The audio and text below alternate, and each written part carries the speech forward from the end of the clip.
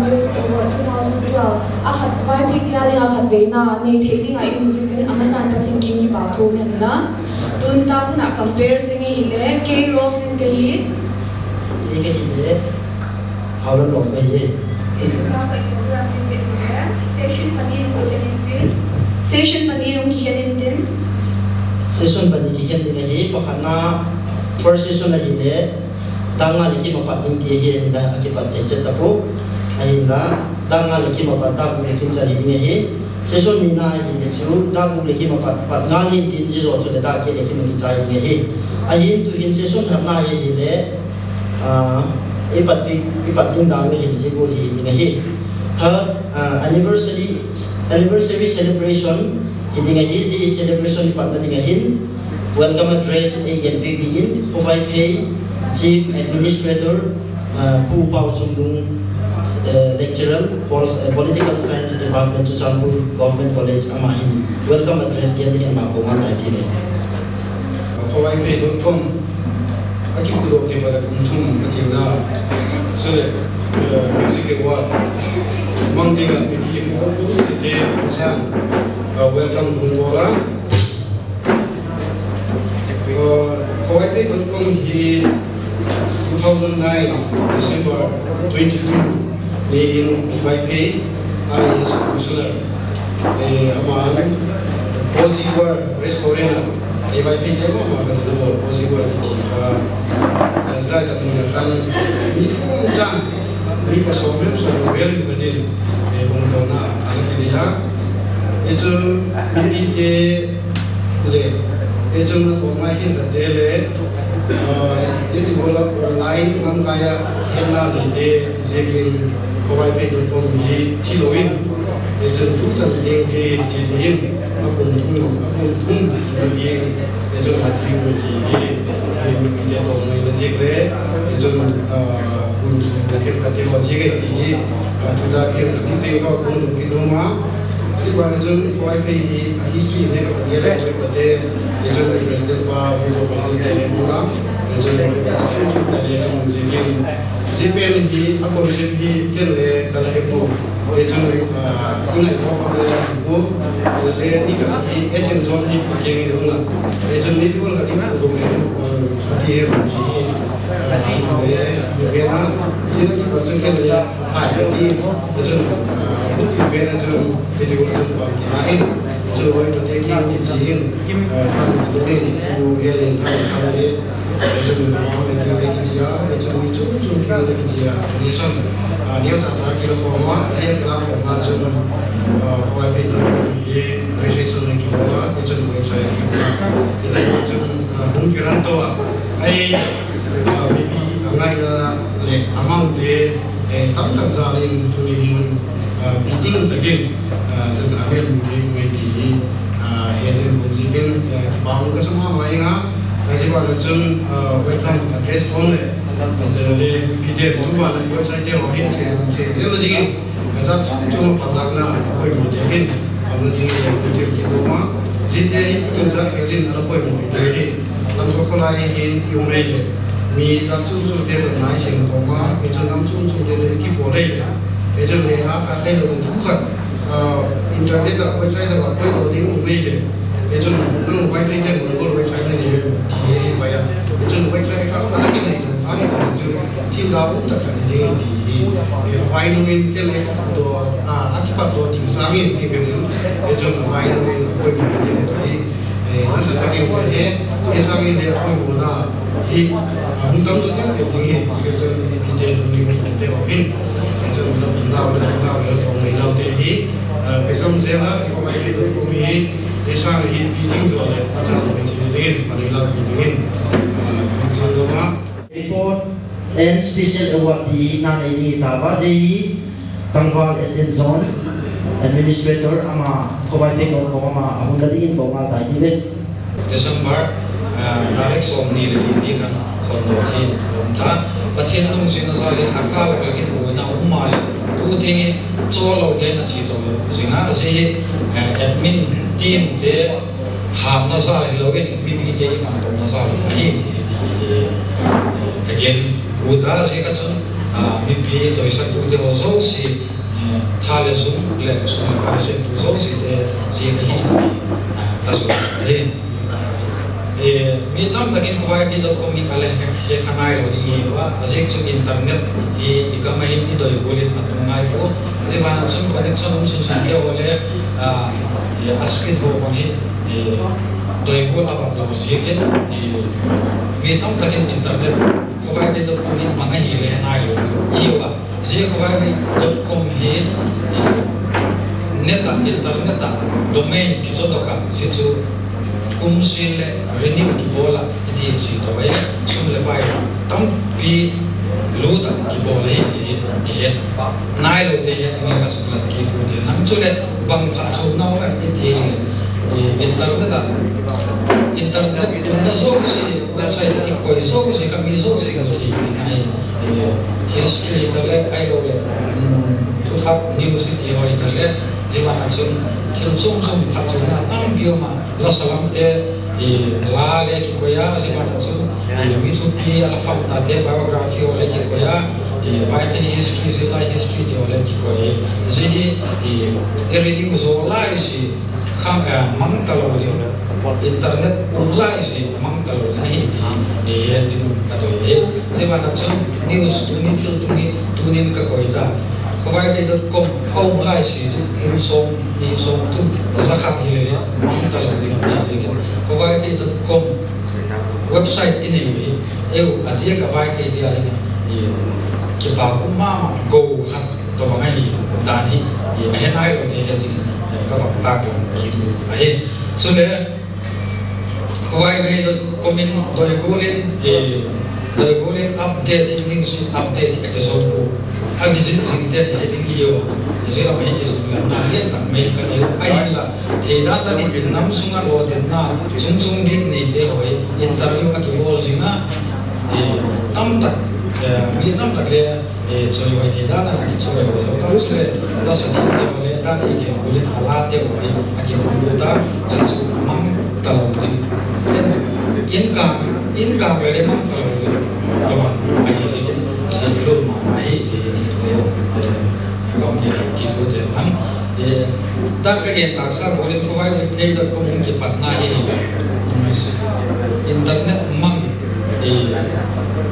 internet mang website này áp hạt đan hệ lôi là bài đều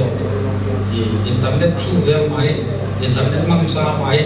aki ho mà thì chân sum là bài thu khom thì tên ông thu khom mua thà là sum thu khom thì tên ông thu khom mua thì chân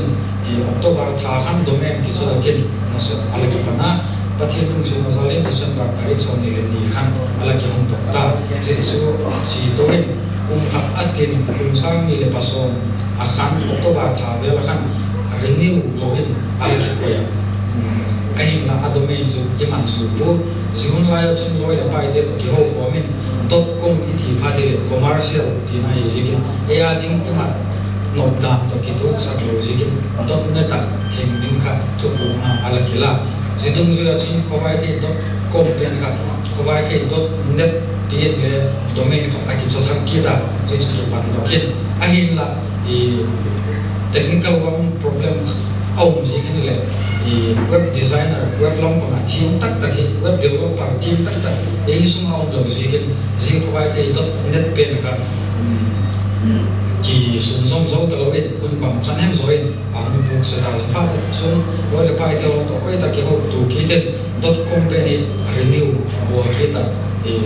sung song kinh tinh thì luôn cái này tung duyên .com renew là trong các vùng biển cả cái renew thật kia là ông chụp thật kia ta chỉ số tu thì tăng lối chỉ tổ chức hết thì còn cái kim của thì lắm cái bạc lima thì sum le pai tu te ha founder member en pang malo alias kunta kai ko choi ding ka ti le kom choi emil ha net connection mai le tu ma mai le website chu bang go le hanai lo te et sak ding ti le net connection ka a ha sai lo ji din na le lem sa no le un ki sal da su tho ding ai ka gen ka he kha le tu ni da ka hung thei si khoi kai .com admin te chief admin pu pau chung da na welcome address gen kham ma chief admin ai admin ai le ki kai esen zoni admin ko admin James and the Mam in Faliloma, Mungoma, Alem Santa Rosigan, Omte the Poor,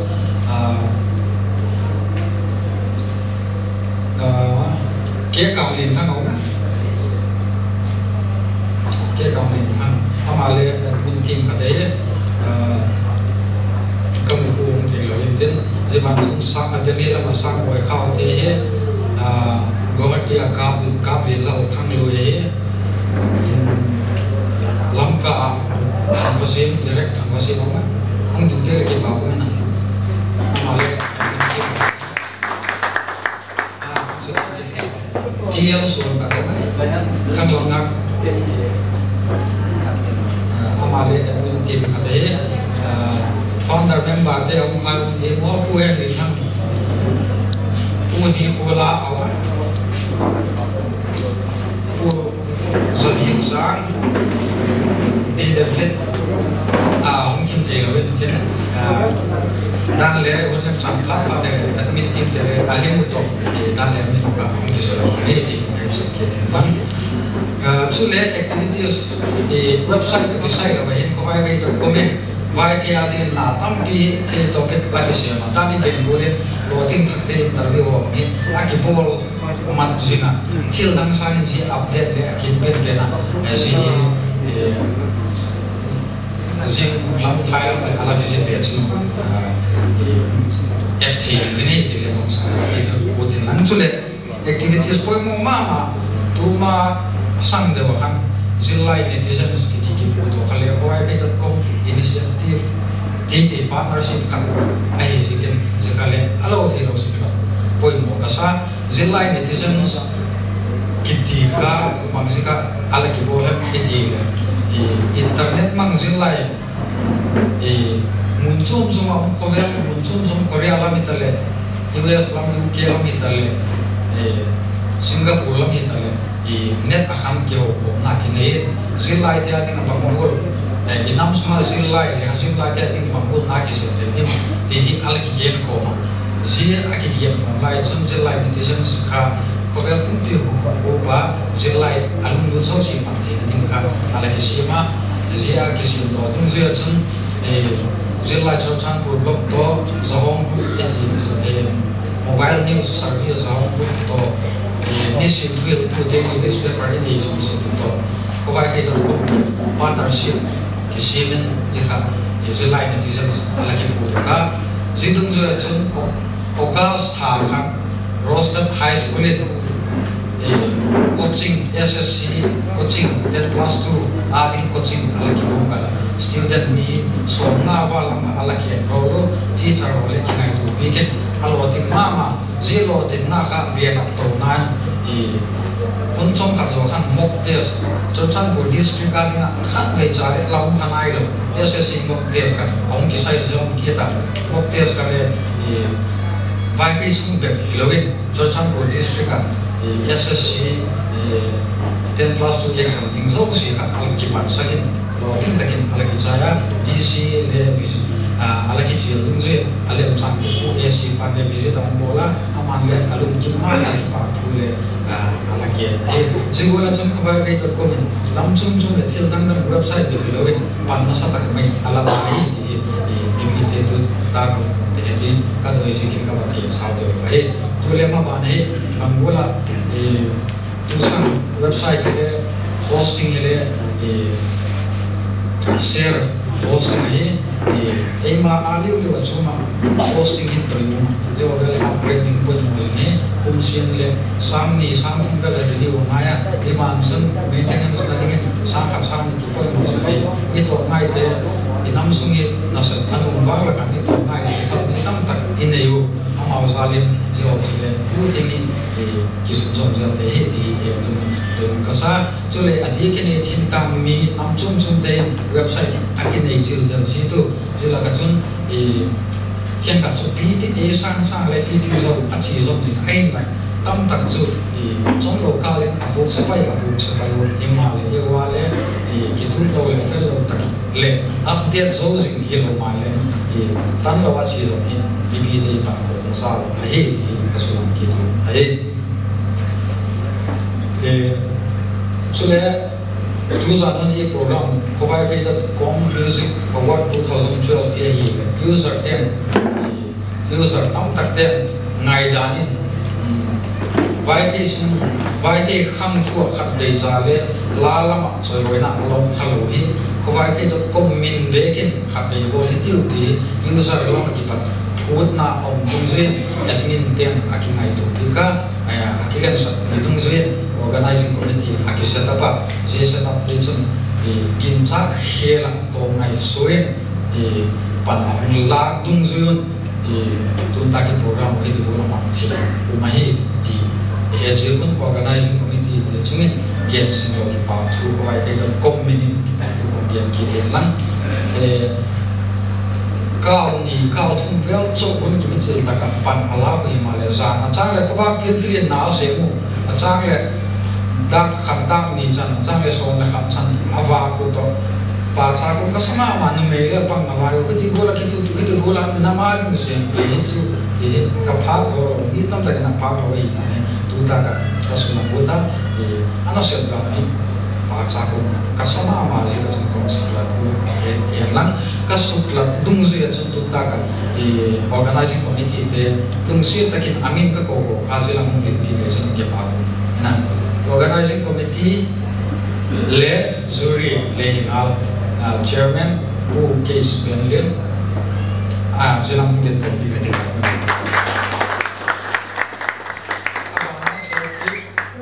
pu tangwal na lai bien tin son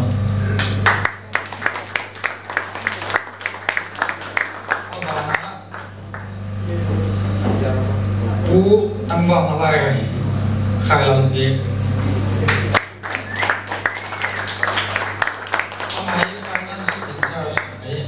các bạn đã u Vicky Xuân Tắc Vicky Xuân Tắc ama publicity làm sao vậy ama publicity cái meeting cái này dừng lại Facebook aku update mana ketika la publicity lagi nahi juga dia tu ada amahi apa foto bakin dan sana apa na pu hawlo kompresi mandi Mark Roslin pin Mark Roslin amale iki mana musin ready namari ngajo naksal tak abana pangoi male nungak nalai film mama bang tulai abana thang ni lo number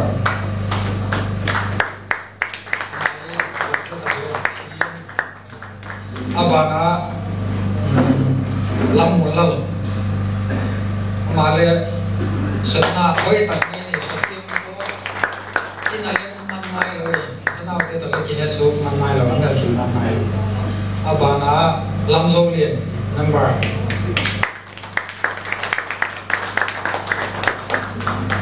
abana ke lien thang ke kam lien thang vai te amale setna nei hum pot amale ina mai lo setna te to ki so na lo mai te ko vai me ko mun ko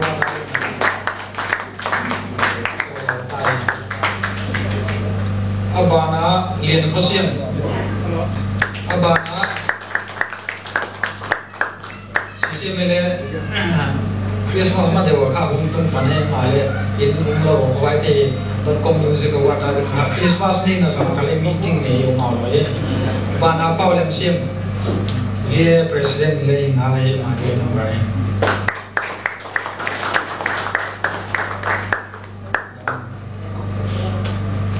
ex officio ka pau chung nung chi ben men amale tin to ke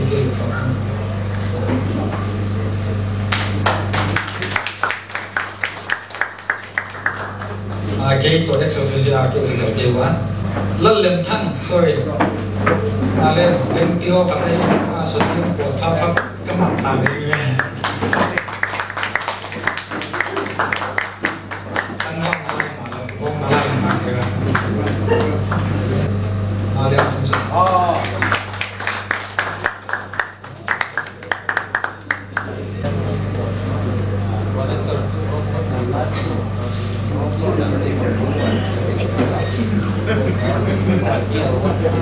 ba cũng hay chỉ biết tao lên cuốn tâm đâu là chứ các phiền ta nó sang khác kiện thì tâm rồi hay là lại cái này là tuân của vai cái ta là cái kiện của vai cái tốt công thì renew lo along pen bằng là thắc thì là tổ ngay mi tâm tắc cũng là cái tổ ngay thì mi bali cái tiêu của mua sẽ tiêu cho mình tổ về cái tiền đó ama vì cầm tăng mình cũng hiểu á chỉ cái chuyện atasam yang sama thì các bên ông là thì công việc saka indeng tem cho nào tem Mezor xuống thăm vai về mai tổ khai rồi chúng ta sẽ mấy Delhi mấy ông thì chắc mấy gì có vai về tôi cũng mang đi ngã nó tổ ngày nào chung gì cái mình tổ được ama sang là cái gì mua giống như cái bảo mình đi bờ rồi đi bao giờ lâu cho nên hậu thiên lâu xuống tận IAS ama so bên Mezor xuống thăm vai về ama là cái gì ai điên thế hiện tại là các tên nó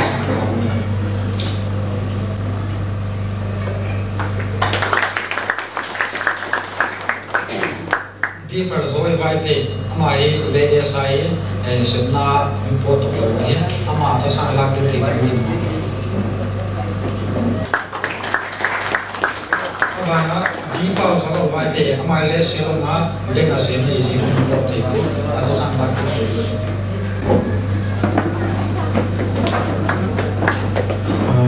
Athu kasim buka vaksin waktu athu kilam bagai. Evento presented through how the law soon that IAS in acknowledgement of his financial support in reviving the website Hawaii.com. Presented on the occasion of Hawaii.com anniversary celebration held at KPL Complex, Susanpur on the 28th December 2012 at the Team Hawaii.com. Award highlights here.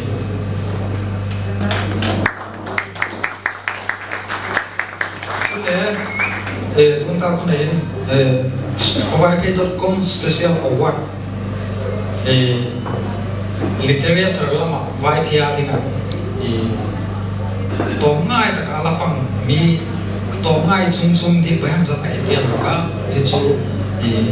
kita special award din bagi sima jitu ya pi tomna ni ngazia award zosi le pu gen tinson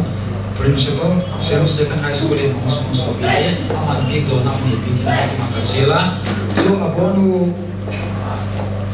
thầy lo cái gì chứ không thì cái gì cái sai thế thì cái gì xong tôi cái problem cái xong mà hi compound bên mà hi teachers mà chỉ bạn chúng ta cái literature society member cái tóm ngay tất cả các cái literature tập sản là tiếng Thái là chúng ta sẽ phải tâm tất cả xem nhiều so thì na cái bộ thì chúng ta phải cái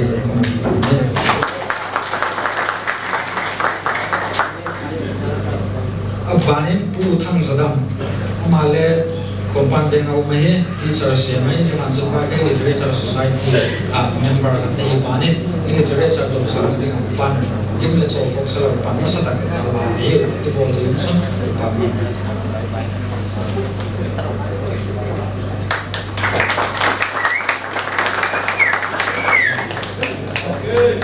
abang aku pau chung vai pe ama ye lecturer se ma he lo extra mo na le like literature sa na ka panna sa ma ka la he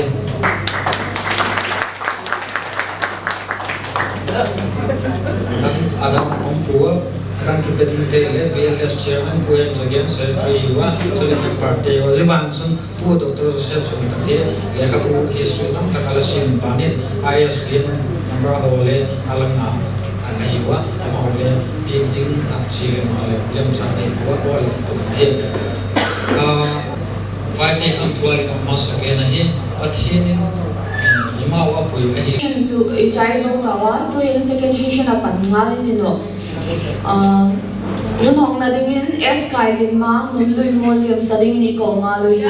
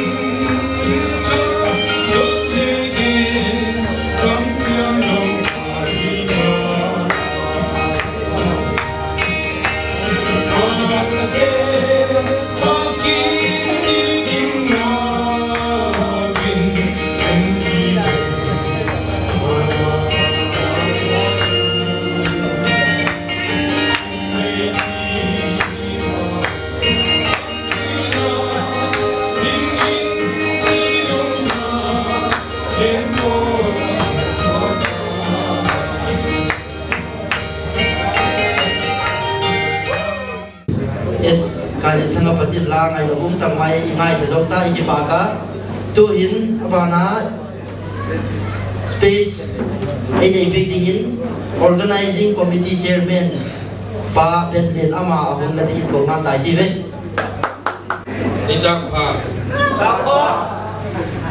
damlai ditum ko nidak lam bekin hejo anal sila nam hi ditum ko nidak lam be ka tun i zel ding oi le gin chak hong deu aji chuli bon wa di ditum ko hijeng lo ma le tum ko le zel ding hijekin ki pol from na hele dam ngày na sula na ti ke no ki de kun ta kan ki pa kum ma jenga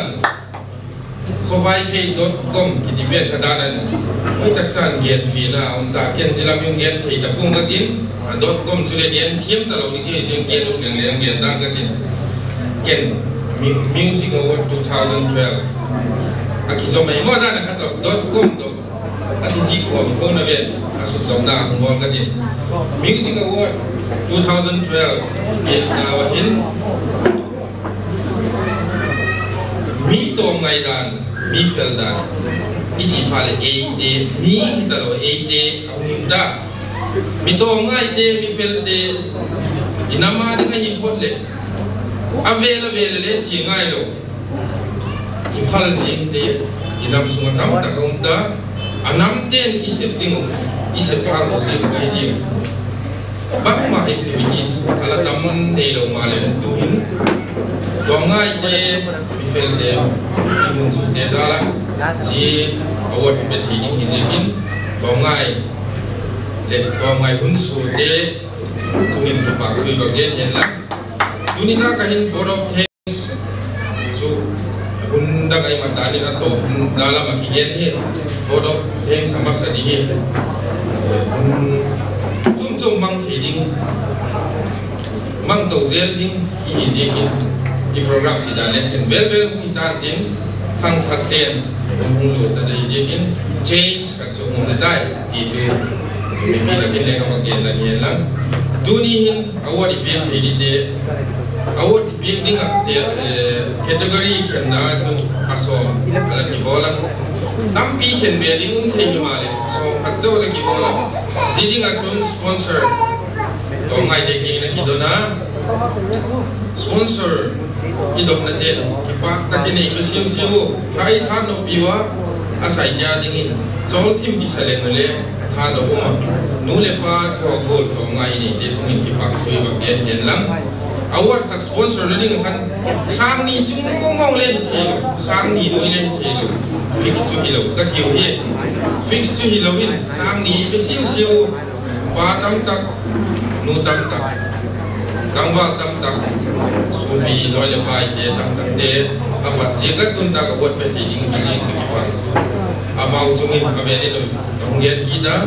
tun tak in a sponsor be award sponsor be te hi tam tak hung pang thei ko gam chung chung pa account na em thot dele tam tak ong mu amao ilam himale tunita ka sponsor ela bol pi ko ngai ta kala pang te ila kin le bun ko panga jite chu aminu baksu plat jin sangin le amao le mi to ngai hina chom cha ka bak sel no ma to ngai sin ko ma inam hi I joy at lo le inam pa lo thelo dingai I bet ka sponsor alapang lo alapang ki don khalo to ngai no ma ma te le hesui jelin aki pha le to ngai zel ding hin tin tunita ka hin khol ki khol he neu ma ma jenga khol neu cha hi jeng le ding pit pe ta yu je kon hal bidap noi ye gola inam sunga thil ki bol te ngai na tu ala pang thei de ki pa pia ken ki pa kuma I bol zel ding ule ai I chil na le son ki tin chun si award hi alat aki building dan aki gonggal danin inam sungat la satte music pa sai jekin la satte la phok te gong khange lingin ka koyo jitung ju chun kun masalam peka pathin la hin lang zol la iti te tarele choi hoi lo gen lat lo in ala ki he choi hoi na le la khamai the ya le khang thak te ala ki he ta lo je khat vei mong mong jila mi imi sa te ki ba bina ki ba ga sang na le tu nu la sak lam hi da hen lang thi chom chom ta le promote he ding inam sunga mi talent hoi tak tak nei te isel gumai lo aban abak piung tak tak so the ding mo ki ko na dana ki bol ding di ngai na hi chun alam mulim sa tele kam ta ko mo la pok thim tak tak inami ilate in ala choi ma chinga ele anam ten ila som jo lo video ai lo le ila samun lo di video di bang oma ki pa in ngai ko di bang he poi ki pa khel ala sa lo le mai thi tu la ya chun pathin hoi de ita zola awat ba fik so am ta ki le ki pa ki lo mai thi kujing kom le le mobilepay.com music award sai nai chuba khen dan jing the lo ding hi je in abang le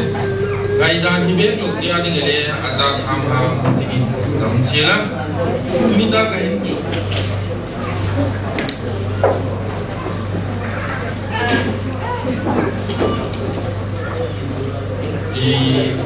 award i big ding category shop de la ka award sponsored big tunita ka ilang rupak de hi amin bak sugla lo dine kilom ka sa chat ko sidong zuye chun again ki kaw ni taklam kha me bak lo je kin aki mo thei be ko mo kilet na ka gen mai chu de je ko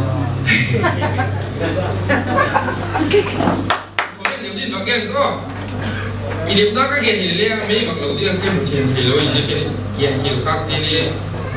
yen khak thing ki da ông thì để đi đây dùng là không tu hin tu đi ta cái ông quản bị thế là cả our sponsor bị ông bằng thì thế bu bu liền mà chief public supply ama bằng ai em tìm kiếm ngon ngon lên pha này ai nói luôn tiêu đi supply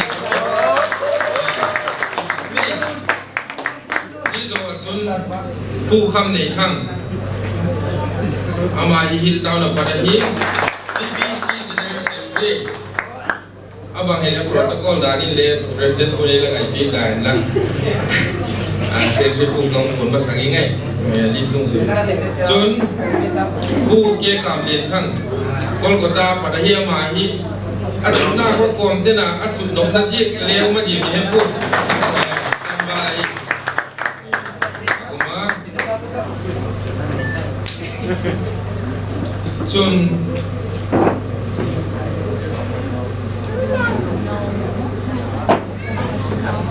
pulang ni mang go hati pada hi ma he tu le ame ni atau mai na le dunia me kamu na ki pakai di chun bu SG Lalson ama hi ni dang lai vai phe veng tu hi ai zalon hita ko pani ni da John Bu Esmin Boy vai phe MDC Hau Parents John Bu Khar Kotong President GBC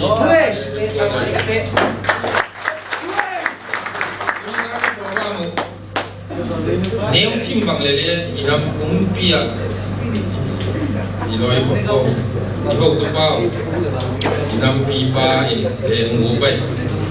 Pak Ma Chun Bu David Lam Thian Sang Link Supply Mai Le Bo Klik le kai lungak ya dengan chansum talo chun pu gin thian ma Chief of Dono.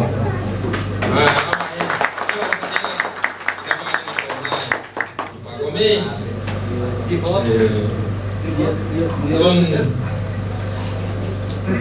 Puvalan mo nung Puvalan mo Gamkat sukyan bang ako ama ko le mito ngai nam sungak mel le ako itena kopi di le mo pa ngai ama le film ma mai di pa ko me chun pu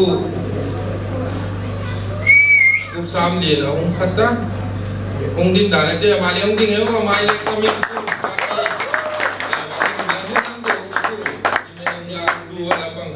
di pa ko me ma le cameraman to sponsor ong pan ko digin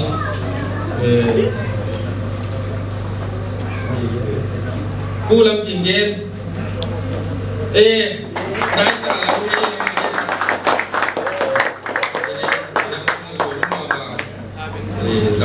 dam hilang ngai kok kamai le bi kalau kita bezau mi ngai di kebagian na tu hin Stephen itu angta dan akang lu tu tamai office 24 hours duty day hiji kun ang pang nai lo din Stephen Sontak SIO di tak ko lam ka hi mai chen chu hin tin ka bon khilom dim alis la ka chu sponsor panga ka geno nian lang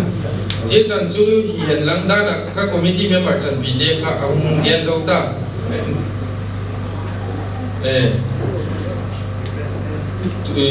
committee chan bije la ka introduction ka bol jota ka fel the dan dan ka nu ngak te niu kha le bang ma su bu na lo jan so bi ka hian ta ing se ko e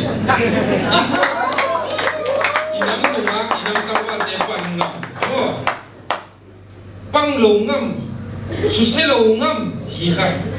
ana sai mo su se te jing la su se lo ngam eka oi nak cha security tai tak noi ki ben bi te Sonia Gandhi bang ngai umau le si jing ko ma chun tu ni ta ka hi inam la au tu mama ku kam la mun de hu pang thia ama hi wa gen do lo di ka ki hi le mai le la pu thim khat le le hi i chi kun na pe tu la pu thim la mi ni le chi le tu ni ta ka hin aloi pa ki na chu he mi chu hi ding pui i bak sulat non non hian lang tun loi patam tak nu le patam tak jaum tak tak khang lai sunga fel tak tak nunga sunga fel tak tak te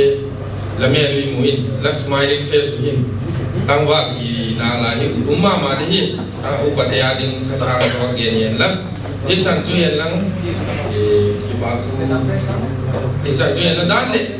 lu phang ki la khot le le asa do the ni le ong bol mai the hi kaloi je fel the hi kinem jing kinem takin langa jing ulel pu khan elis lel pu khan kinem takin langa jing ung sun pot ki pai ta na ti khai tuilum do the ni le ong nge jing kinem ta nga hi jing mo je chu kan ge be la ki pa kai ba na program se thai ji lu la khat thai bai thana la nei ki ni ji lu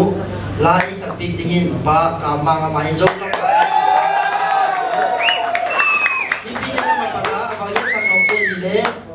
la hi ngai tha jing la hin music award hi na to ki sai hin bpt ko to bang alam nom te le la sa de su boy lo dingin alam nom te le agi ko nom te kha phala hi ti hi ka ba gen sai ko to hin moi zo ga ma le zo ga ma no te de la zo ga tan ba la ki phom mai lo ma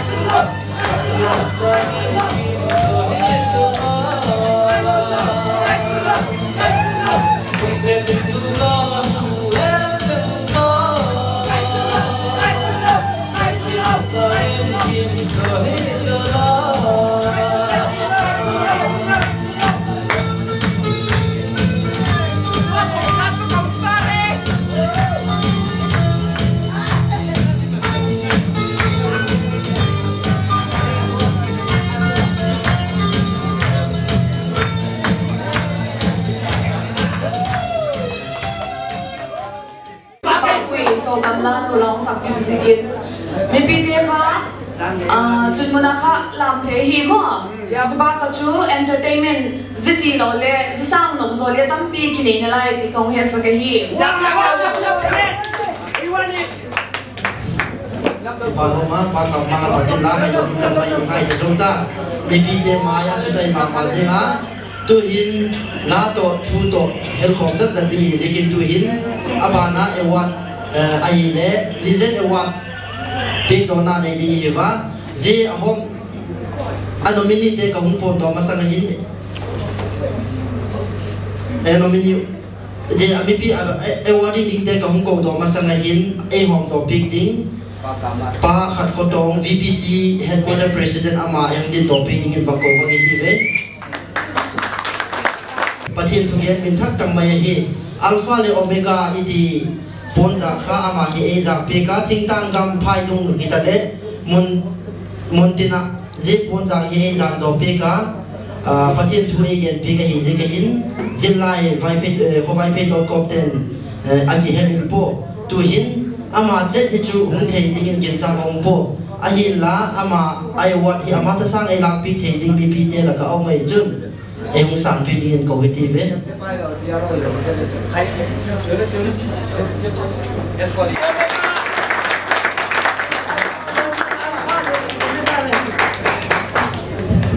apanina ai lak pi ding hi le pastor vs lin khopa wa he ama hi composer lapuk thim tak mai mia hi ahun latam pi tak la thim thobu khan le imuta a hi la je la ka hi achal lang dewa hi le hun ki pa le huk dam na ni di la hi pautam takale ala ki le to ka la lapuk mia hi zilo pa na chun ar dala memorial bible school sen vona ama hi founder president le ala hi ji zononga chun sen vona patin kangwa ya hung ki chon chukin tu hin sil mata kon aum tai ama ye hi le tu ni hun dana welcome address again big pu pau chung nung ama pu he tu hin ama hi ai wat na din to ma tai ti ve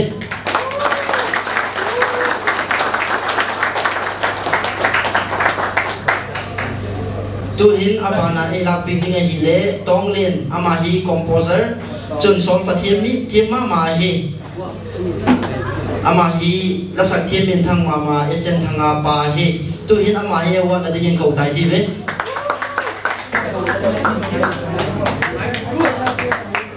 ki pa ma tu hin abana e wa la pek ding hi le thin kho thang ama hi le author and composer ki je hi la tam tak ala phuka zelo pa na chu le ka pu tam tak le la zik pe ge hi ama chu ai wa la ding ko tai ti ve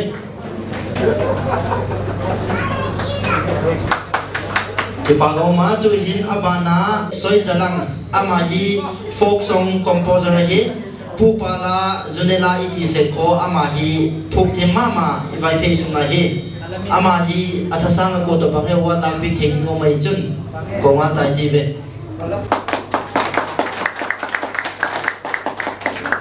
abana ilang pi ding hi le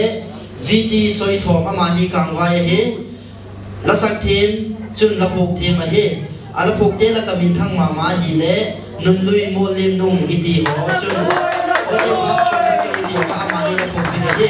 e wa na ding hin ko to bang asa sanga ala thei ding mi o mai chun em la pi ding ko dai ti ve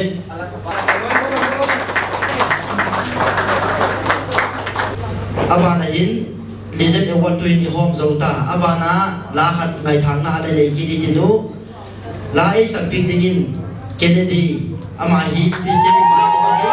ama hi la we pen na doi pen pe ka do sak pi di ko tai di ve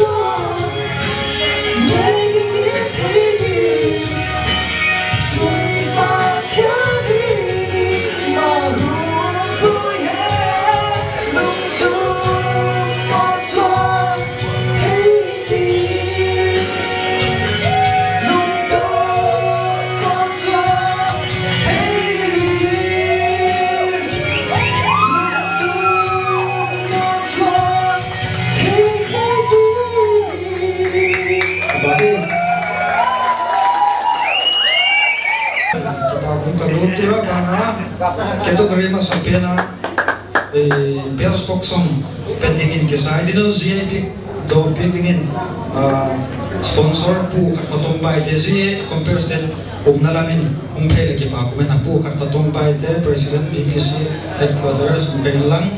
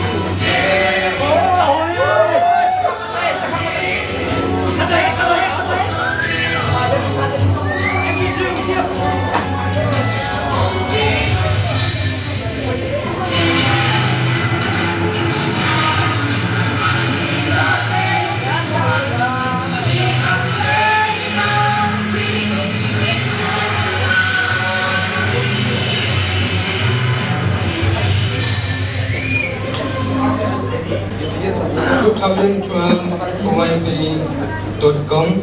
Music Award Best Folk Song is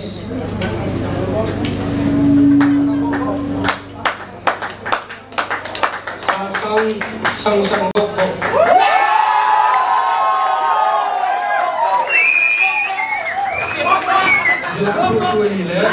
Pu kal ka thong ai amai ala phong kai jiken atchan nu ahunga aman hum tin do tin ngai kong san bi tin ngai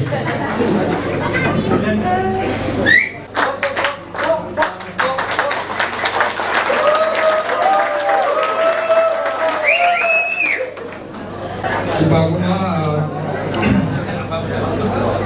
tua idiot of bells folk song sang bok bok tu pu kai ka thong ala phong ta Daya mau ikam mai khun siang he zila he lamka sum bepilowen India kam sum mun chum zuma vai thi te bepilowen nam zo sin le ahe tun programa bana chi niwa la sa khat helding niwa tu zanuna ding invite special invitees pu wana hangzhou aman correct so hi sakol kang talai dilam sakti ngai ukrula ka chi le zalai ka sak le na ka dia lama ta nang lama le lama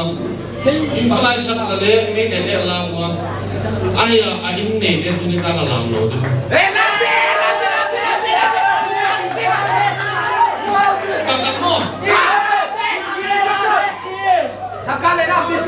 ini le lam na kong chi mo mo na ne wa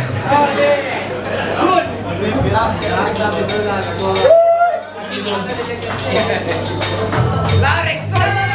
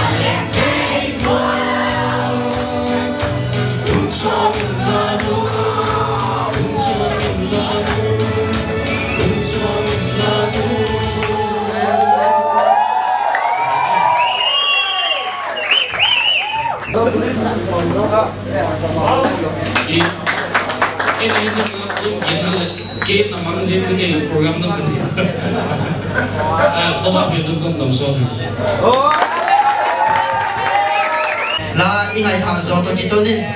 abana program chi tha zong zel ni hi tu hin abana I hop dinga hi le classic lyricist award dinga hi jepere le love song hi dinga hi ai award e hom do book e hom do big tu ding pa khub lin ma chief of lingsify ama yung din topic ni ki pa mi le award hatu de kan kam khat kam ni award lak so phan again the hi ti le kong ni hian sak na la second kam le koi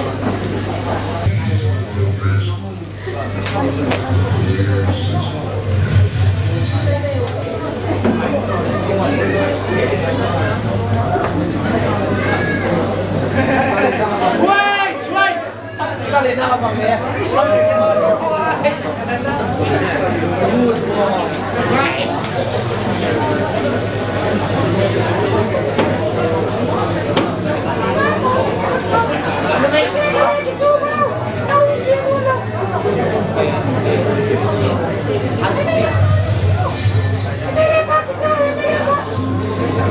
Classical lyricist what song is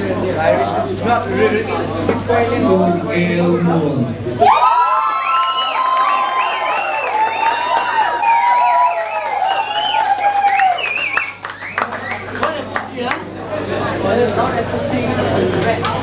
award dong tun kam dia again dulu again the ki pa ma pu kel mon tu hin mabana abana lai sak ping dingin pu elis lel pu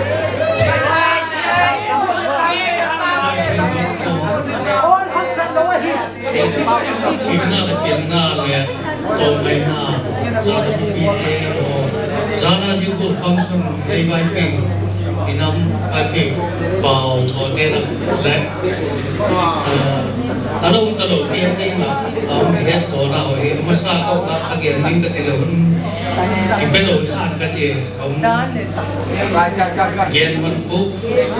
kapa dom di khan pathin la tam bi le so ko kai la kasat chui lo ka het to le ma ka hi ye chu ti ko hi mun khai bi ma bin ye ko na le to he what in the mas bien in sigul tung the ko na chu dam madam lo pathin e lu si sala exam hitama ye nama ni ka thei sun ka thei kham kham thi ki le ka dum na ka da bo thei si ka ki ba ka hawaiipain.com te chon tunta ka hung bana hawaiipay mungkin agam tinalong dia so si chen ki ba ka ka Jepang aku mampu ya sentangatuan lifetime achievement award khat amma atau tingin pu khub samlin stage lama ai nai pitin kachela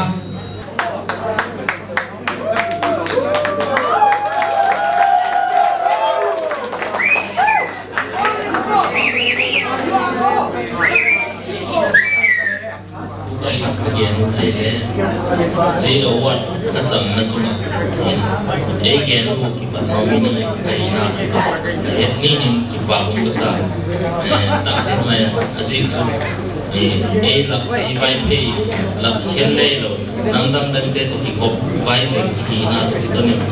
kalate hosala patini editing di sini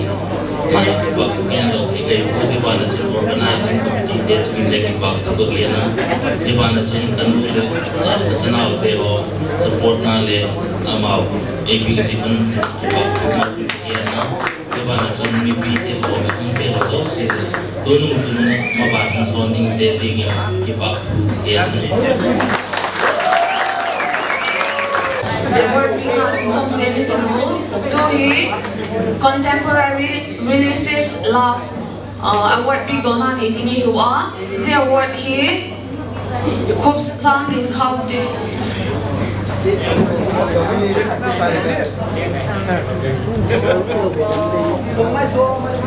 award he AP topic digin bu gen lun thang station mai ko hi nominee stay hi le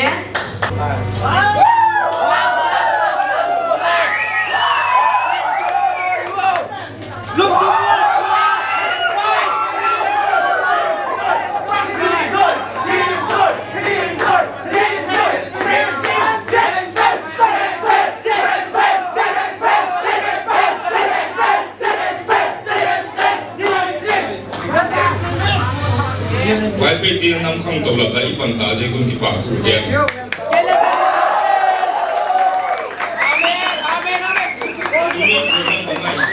Proud to be Vai. Tôiห็นvai pe thì cái dạng chập bụi.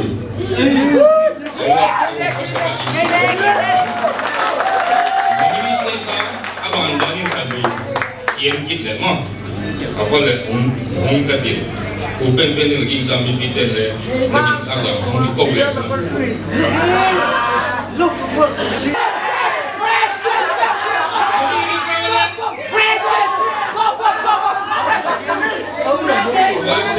Award 2012 YP.com Music Award Best Contemporary Releases love song goes to Mr. Murphy Mark.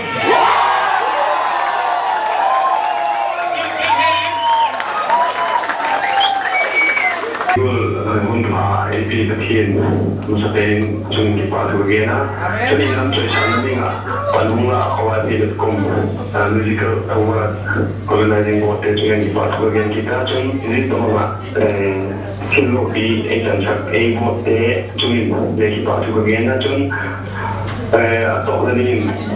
นี่ก็ตัวเราprogram tuti tak terhubung dengan kawat telekom je, cuma kami ada di bawah begini kawat telekom music award 2012 ini masuk anda sopan.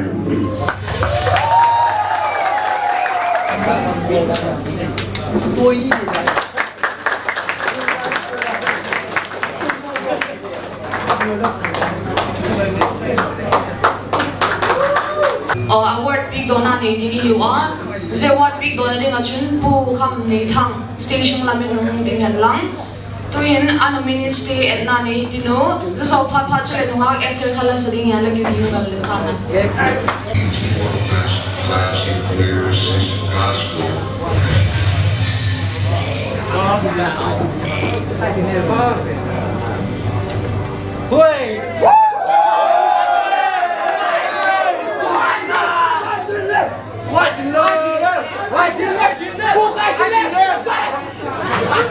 My grandmother's husband.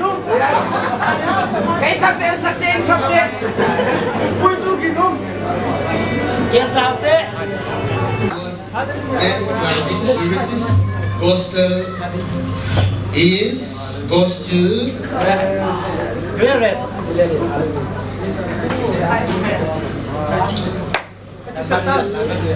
Bukai Dile.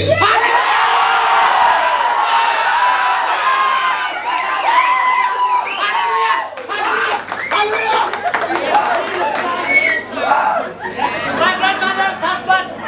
Kay sakte kapte. Having big work.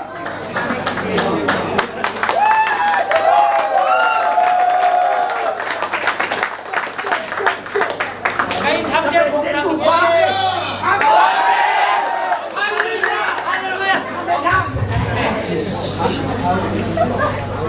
Inam Sumaji Group Kahat Henna Yakin Organizing Committee Patian Sukin Kipa Thu Kon Gene Organizing Committee Te Tam Soten Akipake Tuhin nung ag eser sila wala sa dingin ikaw nga luhin.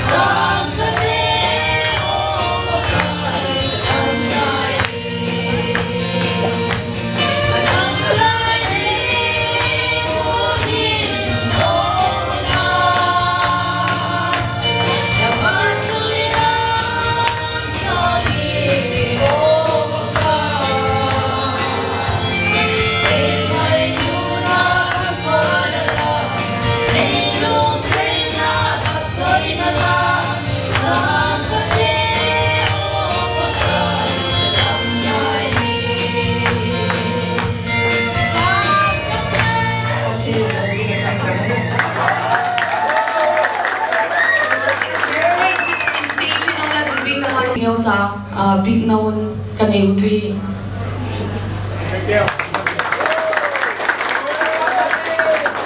Tuhin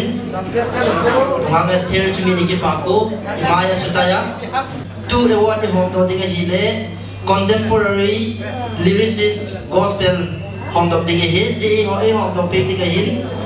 Gin Thiên Mang chief of Tui Nom ama yung din topic Tol Nom yung din topic ni Kipaku mina Needs for best contemporary gospel song lyricist. What to? Get you.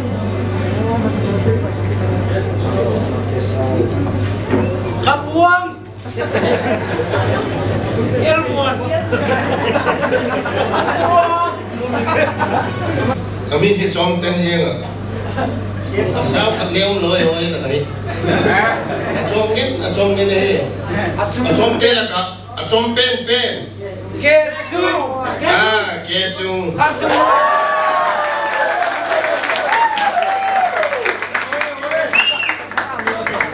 Opa get you.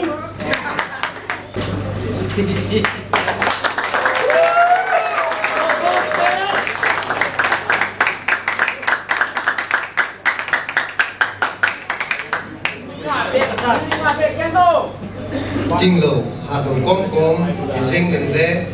tu nín tiếng cái thế đó là cái chơi với riêng sẽ, các bạn thiên kinh cái bạc thu mà sang cái na, các đầm sung các thiên nung tiếng cái lẽ cái chân chính cái gen na bằng không riêng,แต่ đinh tu ní Music Award 2012 sang thấy đinh các bạn mà, dễ gọi là thì lâu bị tất công gần tu organizing committee để chung in, nó sẽ thấy cái bạc thu cái gen bốc à, cho nên cái mà thiền na le het nan bang ma ka bol do thei ding lo ma le mi tam tak go le pai thiam tak angu zera ka doi sak na e chan chung sak mun tina lam ka phai ka ti chung po Delhi ka ti po mun tina India kam sunga go le pai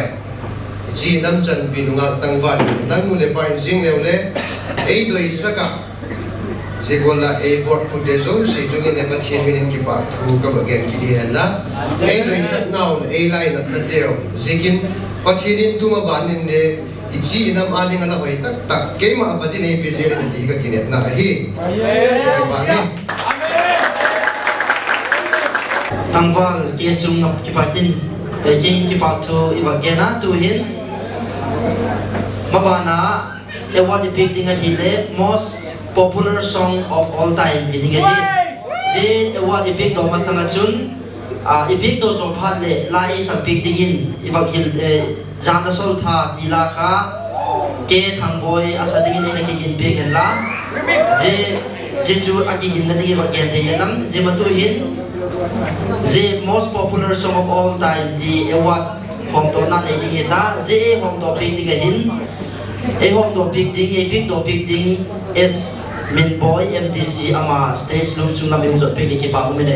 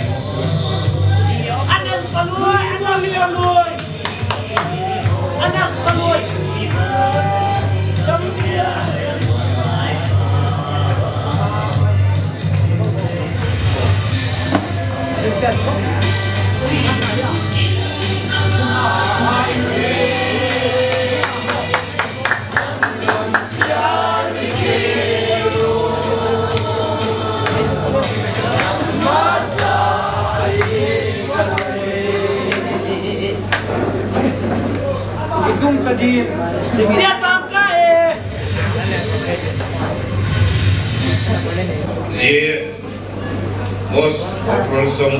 online video ka genman .com te chunga kipa tu le pa sa tu kam kan song ge ni ka ti asi tu ge na ne mi lo je ko abon pina pina ge mi pin te ikam sunga kai lo le nandang te kai lo le nandang ko le jawa ila ngai da ya sai pe sunga je ko la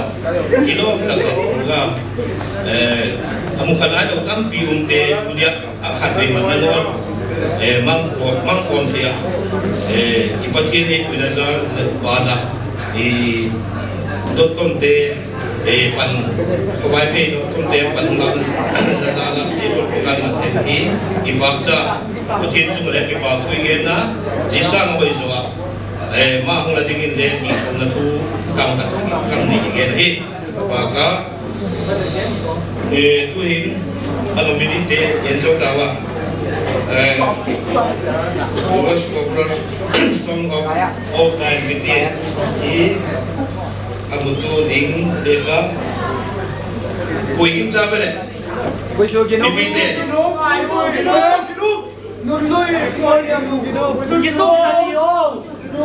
Correct semua. Ingin cha dik pen Correct semua. ingin cha dik pen pu kelang cha Anak kali. correct sohi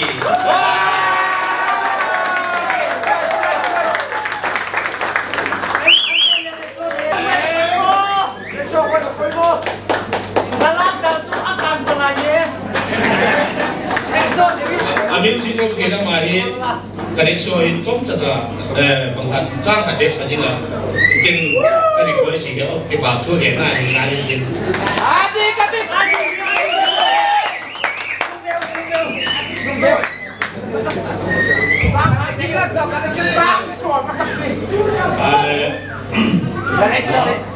giống lôi lửa phái hậu sân tế YP.com thì organizer để chân đấy lên cái chỗ cái bảo thủ cái này để dù là mà thế thì nó mau sổ này là bi sang cả có sổ cái này thông của mà hắn tổn thương mi định lì mà những cái gì cả lắm mà spending hết bằng cái bộ lên thì hi cái ngày tua dàn đa nín chỉ là hi cái số hi thì cái khô cả tổn thương drama nên cái sumang nila tiwa sa pau chung opera tiwa ye opera kasi masak pen pe chung mi dik lim me bi lo he je na masak pen ni chung karik so hi ti ka ji ka ye chu tu ni hin inamin khan to na ine da tonin de go hi mat na hung to zela mi dik lim mi lo ki ti le khoi phe film company film production na Spain hi bukel mo na kha ache ta di om na lai ma kha producer ma Spain hi chun ye midiklo amen role la pi simin thang tu ni ni la ko no ma ba um ka sa amau zala jiwo le lo na ka chang ai ti ka ba ka ki ba ma ni ka gen di tam pi ma ele thil ma khat ba gen ka khoi.com te lengai se lo din dan le khoi phe film company in calendar i zok ding kong choya ye ka em zok ding ni ma la len keng ne la pakhat copy khat chin de gen la ti la sim ti kong don lu kinen na part 2 to hi shooting a che tha jing lai ta ka hi se ni so se khat ki zong ta ye kha ho tu te king ka dona phal pi ko ta le zok ping de ba copy khat chin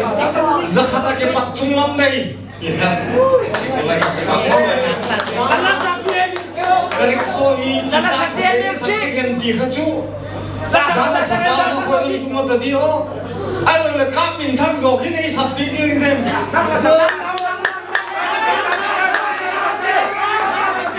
các cái bác gì lẹ cắt tay nam các sản phẩm vui nam cắt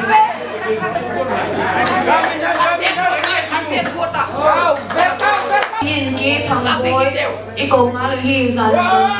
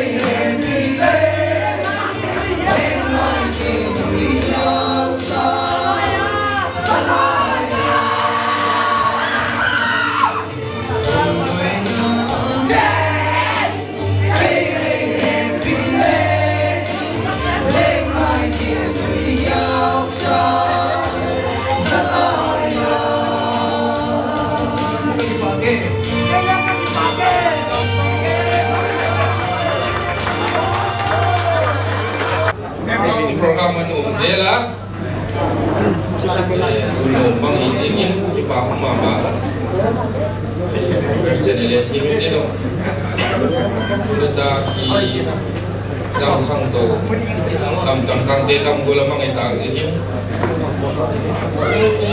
voting system achi hi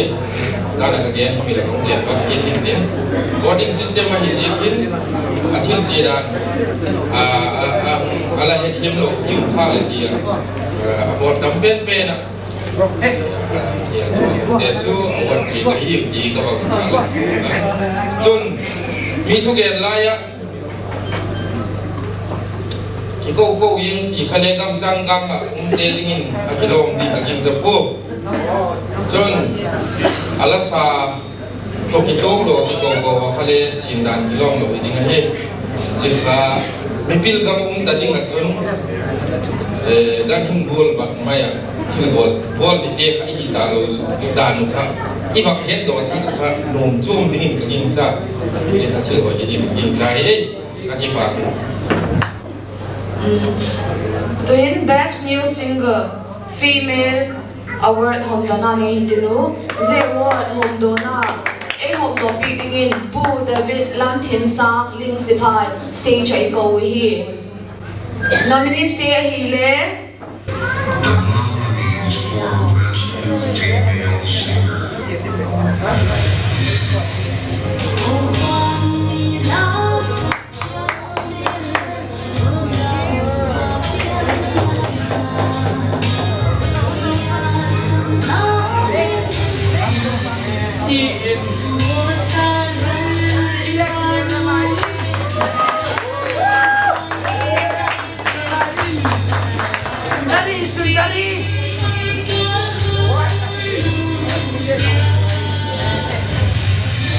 Sorry.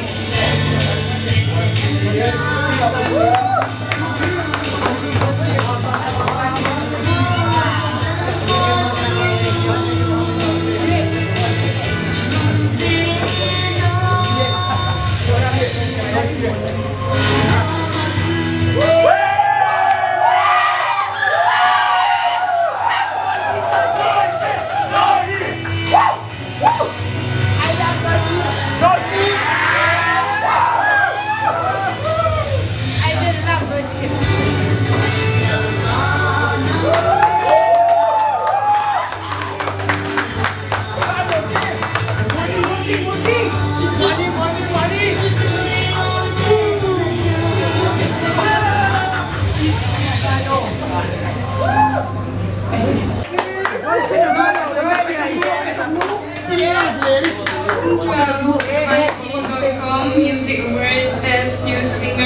Female Award goes to Miss Ruthie.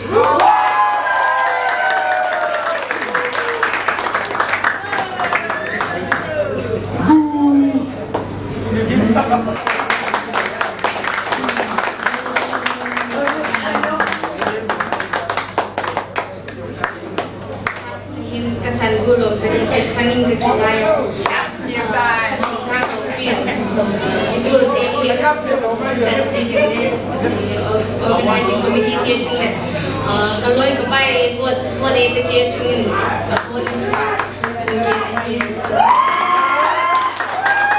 Tunga Ruthi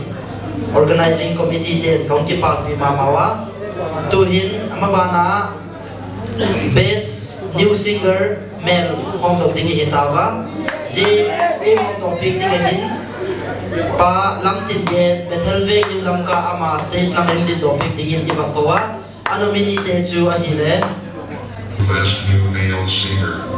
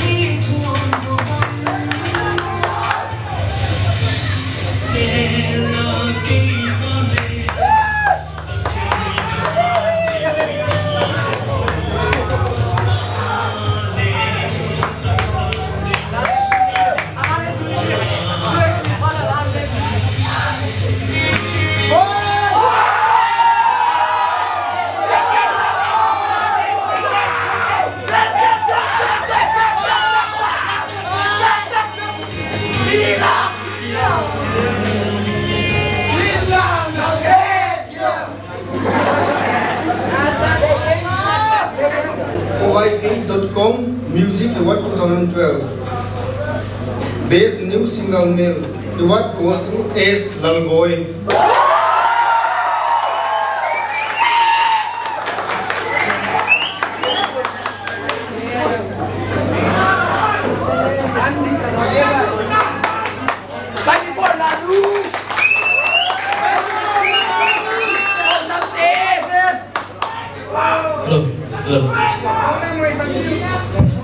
Alim thế hi chun 24 là nó kêu sắp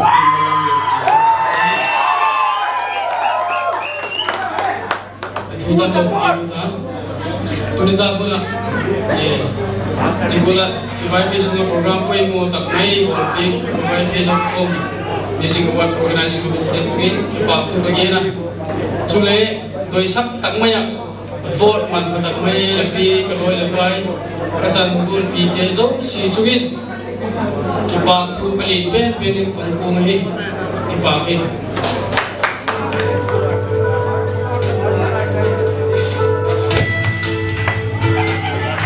Hãy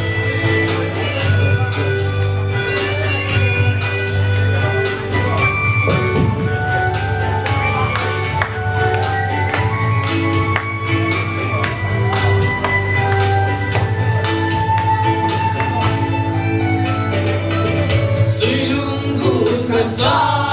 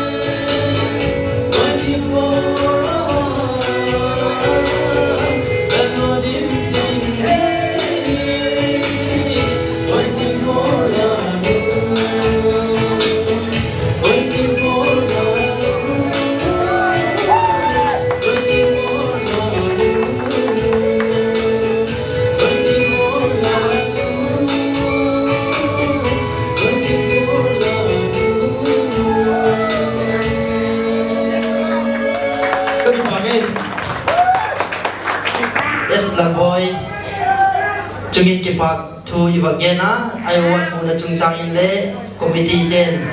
Kakipak pi mamawa chun dana tin leo kadung jibol kin kaka. Mipite chungin ngai dam na ko ngai dam ko hung dono. Ajek chu pencil le rabar adai je khaji je kahi. Tu hin abana chezom zelidin. La khatve alangai thaki ditinu. Program chung khat om zegin. Tu hin jila chu hile malai kim thu dilakha th miminin mipide ga dige dong sak le ti le best singer female home to ding hi ji award i home to ding e home to pick ding hin pick to na e nei pick ding hin pa vanal mon Darjeeling ama hi stage lama hungka dong ding hi het saka nominee te ahile Best female singer.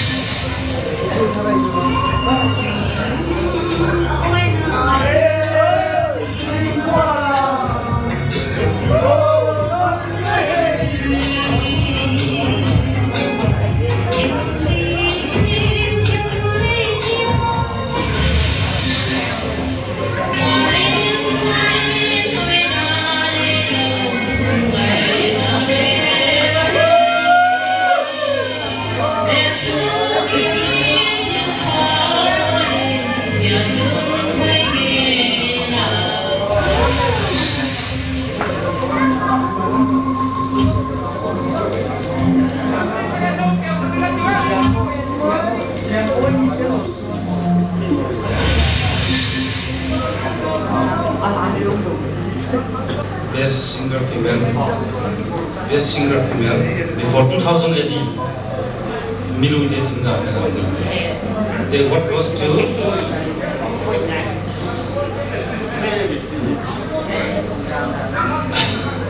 Missy Wedding.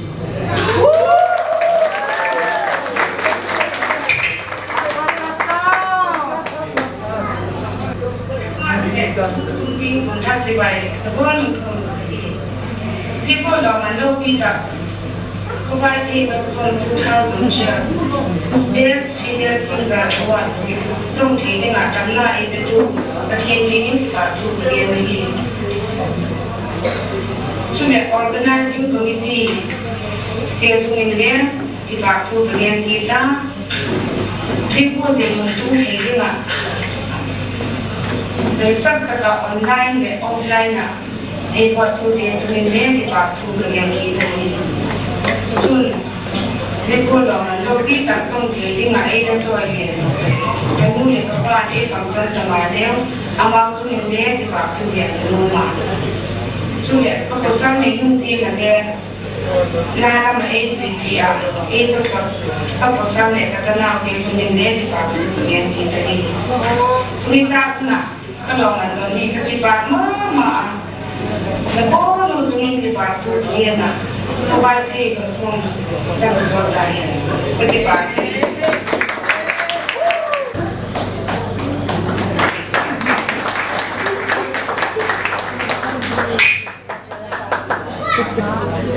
To him, Mabana award ihom dinga hile best singer male hidinga hi jehi ihom do picking himi pani aum zekin amau ti yam chung ko do king katin amau chung amau hile pu lam nei mang le pu SD Carlson amau ti yel hi stage lamai em kang do picking iwa ki het saga hi Nominees for Best Male Singer.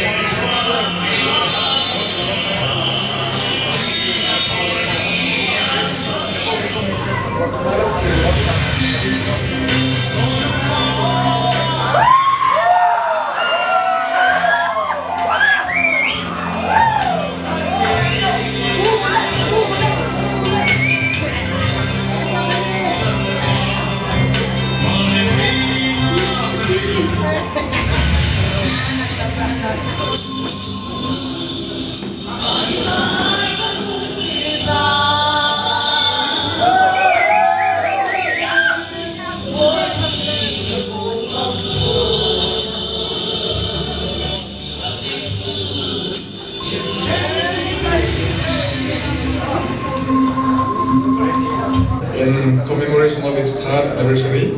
2012 Hawaii Bandit Music Award Best Singer Male. Before 2018 goes to Skyline Band.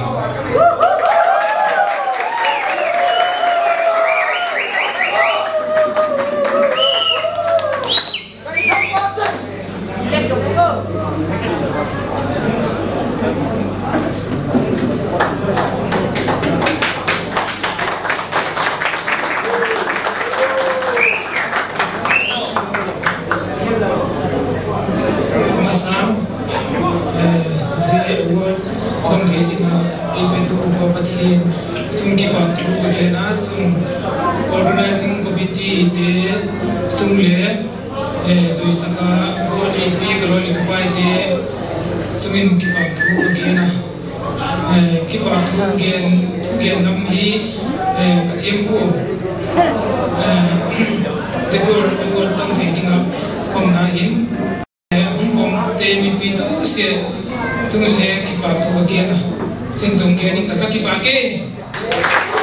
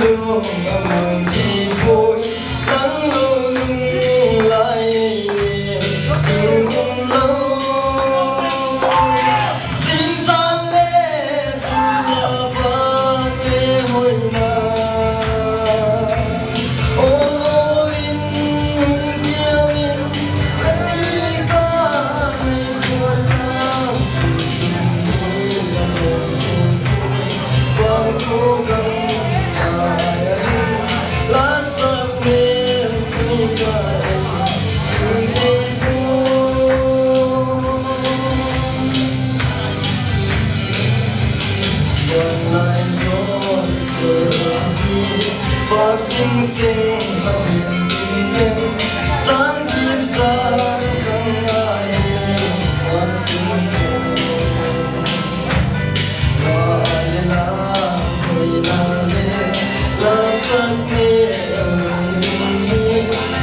Gõ để không bỏ lỡ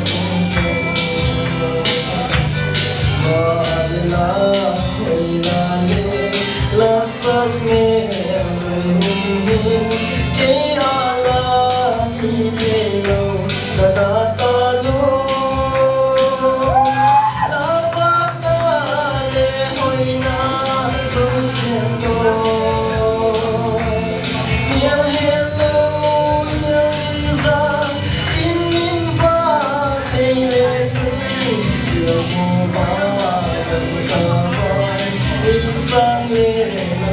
người rung em na sen lại nào bằng người na đi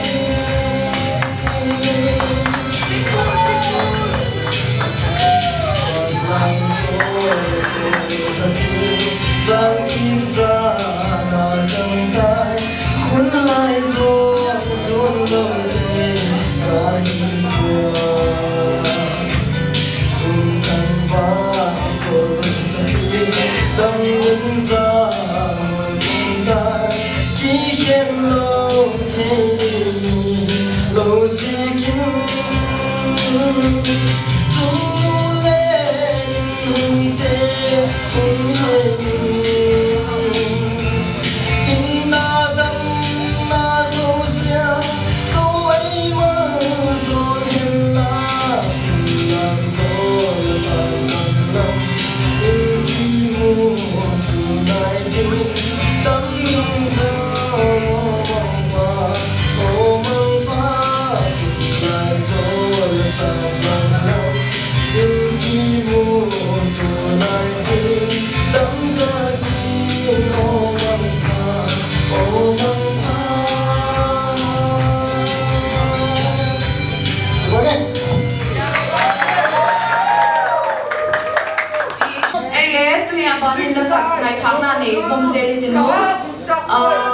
Francis Mimin Akipatin Malay thu hai cái đình thì không là gì Mary go Malay hello chúng ta đâu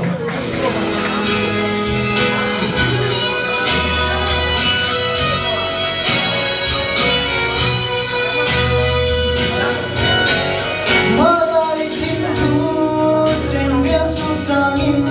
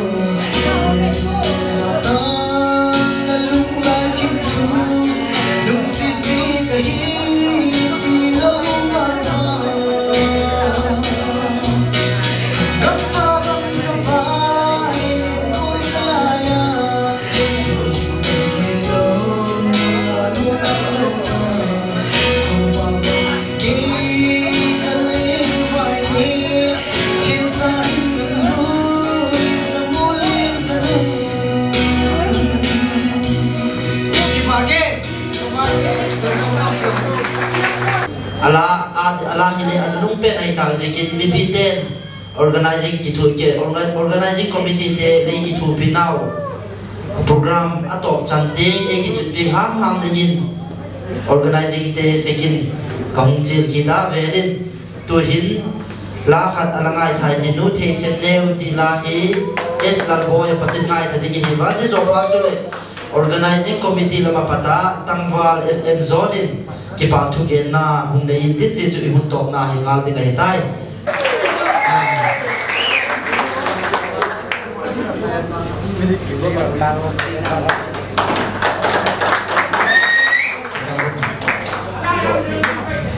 xong khẩn và hầu lưng nặng này có thể thì chúng tôi vài cái film dot vài cái dot content như chúng tôi là musical award organizing award nào cái kịch bản mà ấy cái lễ hôm ban cái thì hết tuần này thì tấm pin mà cái câu cả hình công bằng thế giới của hiện lên chúng ta đi công bằng thế giới của kịch bản cả cái chúng tôi organize committee tiền cái lên mình đi thành lên là quay nào mà gì mà cái này vài cái anh này là hoạt động cái này là làm phụ cấp cái này là sẽ cả thì để yang yang kita tengah hi kini naik pui ti kalau gen homa air lagi tu itu high jadi gen pui sana le tunung le apa bang aku itu mana pasal aku itu tak gen pui ketuk naik naik ke kipak orang saya tu organizing committee dia cuma kipak mama sini kipak